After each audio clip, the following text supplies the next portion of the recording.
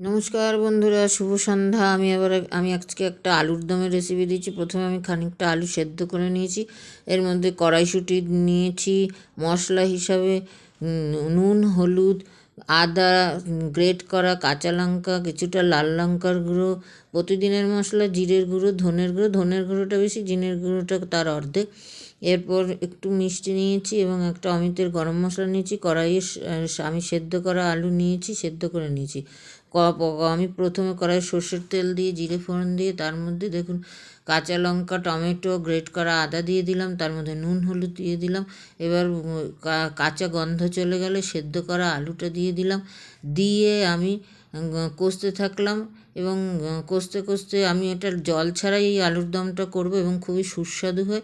তারপরে প্রতিদিনের মশলা, জিরের গুঁড়ো, ধনের গুঁড়ো দিয়ে দিলাম, তার মধ্যে কড়াইশুঁটি দিয়ে নাড়তে নাড়তে নাড়তে নাড়তে যখন এরকম লাল লাল আলুর দমটা হয়ে এলো, তখন অমিতের গরম মশলা দিয়ে দিলাম এবং আমি নামানোর আগে ওই ধনে পাতা কুচি দিয়ে গরম গরম এরকম পরিবেশন করে, এবং এর সঙ্গে আমি কড়াইশুঁটি কচুরির রেসিপিটাও দিয়েছি। যেমন কড়াইশুঁটিকে জল ছাড়া কিছুটা কড়াইশুঁটি নিয়ে তার মধ্যে হিং, জিরের গুঁড়ো, জিরের গুঁড়ো বেশি, ধনের গুঁড়ো অল্প, কাঁচা লঙ্কা, শুধু কাঁচা লঙ্কাই দেবেন, এবং আদা দিয়ে পেস্ট করে নিলাম আমি মিক্সার গ্রাইন্ডারে। তার মধ্যে নুন, হলুদ, চিনি, মিষ্টি হয় এই রেসিপি, এই পুরটা।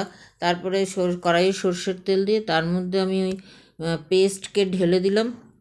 কড়াইশুঁটি পেস্ট করার সময় জল দেবেন না, তাহলে বেশি পাতলা হয়ে যাবে।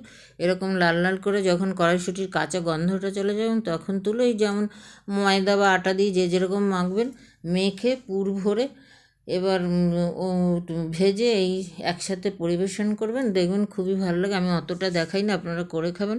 আমার চ্যানেলকে সাবস্ক্রাইব করবেন, শেয়ার করবেন, কমেন্ট করবেন। দেখা হচ্ছে পরের ভিডিওতে। আসছি।